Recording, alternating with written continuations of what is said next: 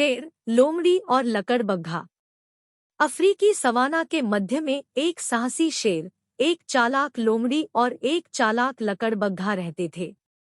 प्रत्येक के पास अपने स्वयं के कौशल और अपने स्वयं के ताज़ा शिकार के अपने अनूठे तरीके और उनके अपने ताज़ा शिकार किए गए जानवर थे। लेकिन उन्हें एक ऐसी समस्या का सामना करना पड़ा जिससे उनकी शांति भंग हो गई। उनके शिकार को निष्पक्ष रूप से कैसे विभाजित किया जाए। शेर ने अपनी प्रबल शक्ति से एक बड़े भैंसे को गिरा दिया था। लकड़बग्घे ने अपनी चतुराई से एक मोटे हिरण को पकड़ लिया था और लोमड़ी ने अपनी त्वरित बुद्धि से एक छोटे खरगोश को फंसा लिया था। वे एक साथ बैठकर विचार कर रहे थे कि अपने अपने शिकार किए गए जानवरों को कैसे वितरित किया जाए।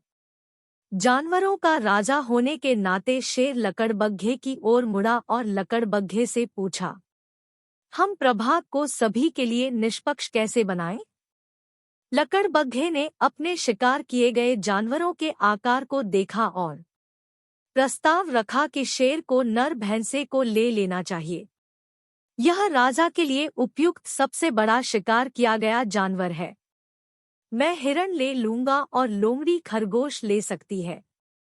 लेकिन शेर असहमत होकर दहाड़ा। क्या यह न्याय है? उसने गुस्से में पूछा। उसने अपना शक्तिशाली पंजा मारा और लकड़बग्घा बेजान होकर गिर पड़ा। शेर फिर लोमड़ी की ओर मुड़ा। अब लोमड़ी को हमें बताना चाहिए कि इसे सर्वोत्तम तरीके से कैसे विभाजित किया जाए। लकड़बग्घे का भाग्य देख रही लोमड़ी जानती थी कि उसे सावधानी से चलना होगा। उसने शेर को सुझाव दिया, शेर श्रीमान, आपको दिन निकलते समय नर भैंस और रात में हिरण को खाना चाहिए। यदि आप चाहें तो आप दिन के दौरान खरगोश को साइड डिश के रूप में खा सकते हैं। शेर लोमड़ी के फैसले से प्रसन्न हुआ। शेर ने उसकी प्रशंसा की और कहा, यह एक ऐसा निर्णय है जिस पर मैं भरोसा कर सकता हूँ। लेकिन तुमने इतना उचित समाधान कैसे निकाला? लोमड़ी ने बेजान लकड़बग्घे की ओर देखा और उत्तर दिया, सर, अपनी मृत्यु में उसने मुझे जीवित रहने के सारे गुर मुफ्त में सिखाए हैं। कहानी शेर, लोमड़ी और लकड़बग्घा हमें एक मूल्यवान पाठ पढ़ाती है। केवल मजबूत या चालाक होना ही महत्वपूर्ण नहीं है, बल्कि बुद्धिमान होना भी अनिवार्य है। ज्ञान हमें खतरनाक परिस्थितियों से बचा सकता है। और यह अक्सर सच है कि सबसे अप्रत्याशित अनुभव हमें सबसे मूल्यवान सबक सिखाते हैं।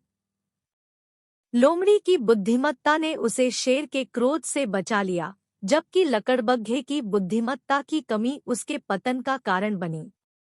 तो याद रखें, बुद्धि ही जंगल का असली राजा है।